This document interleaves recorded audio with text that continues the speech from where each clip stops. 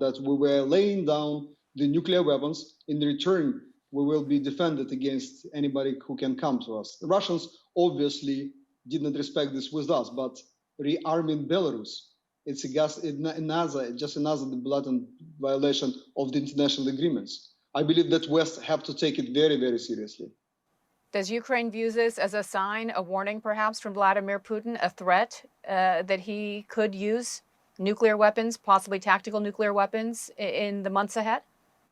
I believe that he was blackmailing all of us, Ukrainians first of all, but then Europeans and Americans and all our partners around the globe, that at the end of the days, if he is cornered, he will use some ace, like in this case, the nuclear weapons. And that's what he's doing. He's bringing, or at least promising to bring to Belarus. But I have to tell you that, now we're much better equipped to withstand this pressure. With all these anti-air missiles which we're receiving from our partners, we are down in everything, sometimes on the level of 100%. So he has to be extremely careful what he's planning, because who knows, if he sends something our way, it might not get to the point. Let me ask you about this counteroffensive. It appears we are now in the end of week 1 or 2 of this counteroffensive, and it's unusual how mum Ukraine has been on any of the inroads that it may or may not have made at this point. Characteristically, and no surprise, Russia has been publicly claiming that Ukraine has not been successful thus far. Give us the current state of this counteroffensive.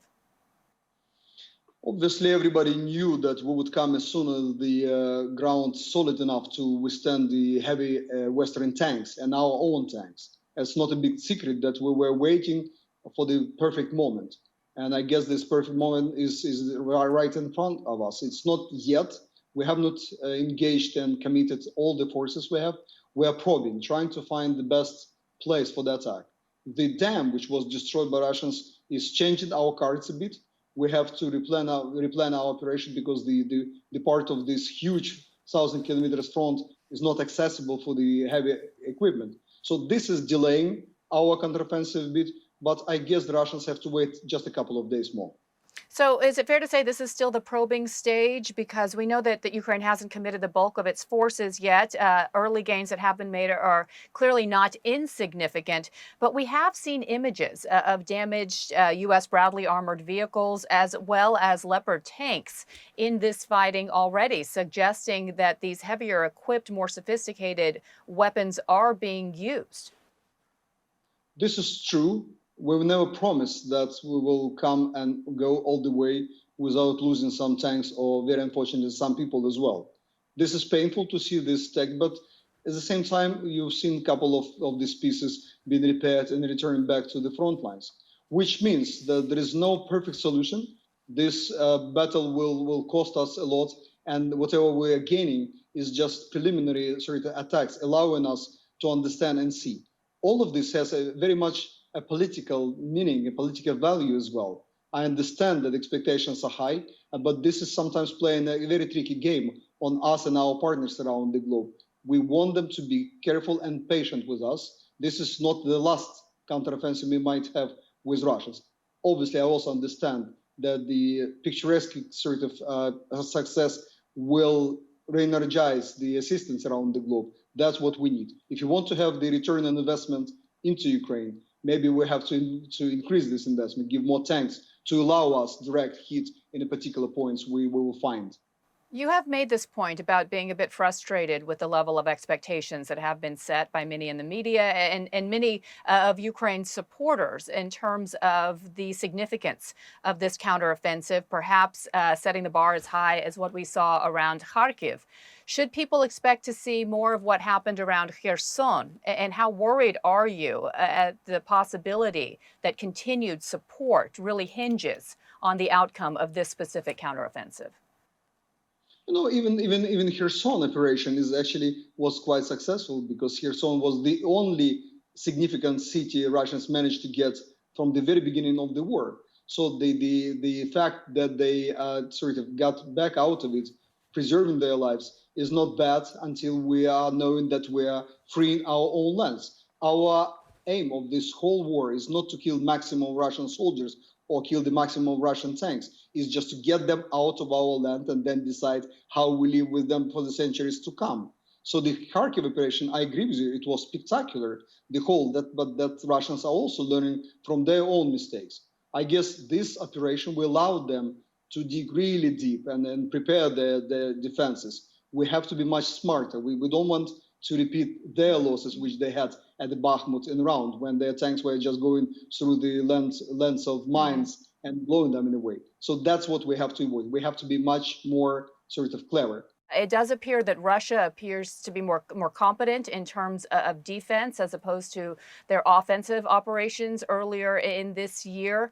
How much of a game changer would additional long range missiles and more F-16s, or any F-16s at this point, really be at this stage of the battle? First of all, the strength of any defensive forces is logistics. That's the trenches needed, the bunkers needed, the trained soldiers and the numbers of them are important. But actually, this is important how fast you're bringing the artillery shells to the front lines and allowing your forces to shoot at their upcoming offensive. So that's what we're trying to resolve with British rockets. We will need somebody else, our partners, to come, including the United States, with something which would allow us to target anything on our own territory, and that's the rockets. F-16s, that was the failure of Russian attack. They could not establish the air superiority over the whole period of war. The F-16s or any other Western planes would allow us to, first of all, deny them from our skies and hopefully to establish our own superiority. By this moment, if we manage to do so, the fatal war will be solved. Looking at the longer term goals here for Ukraine, obviously, first and foremost, after defeating Russia, would be to join NATO. And we have seen the defense chiefs meet in Brussels yesterday. As far as alignment that Ukraine will join NATO at some point in the future, they are all aligned on that line. But when they will join, when Ukraine can join, is the big question mark here. And we don't really have a timetable, even set by President Biden. There does seem to be this alternative model that it doesn't have to be an all or nothing scenario, that Ukraine could go by way of Israel, perhaps, or even Taiwan, with not officially joining any sort of membership or alliance, but getting all of the weaponry and supplies in order to protect itself. Would Ukraine settle for that right now? I believe that it's a bit incorrect as a comparison, because Taiwan and Israel are not part of the sort of Northern Atlantic region where Ukraine is. So I guess in a way, if Israel was closer, they would be in the alliance as well. So that was a decision which was done rather out of necessity and geographical necessity. So I would not expect our friends and partners to invent something new and unique for Ukraine if we have such a proven mechanism and instrument as a NATO. And Ukraine was trying to get into the alliance for years and years. I understand that for some of the members, it is difficult for their own reasons, but I guess the Ukraine is proving that actually can be a donor of security in this particular region. We have the strongest army probably right now in Europe. And if we need somebody who was actually fighting with Russians, the only arch enemy of the NATO, that's Ukraine. So I don't believe that we will be happily agreeing on something else rather than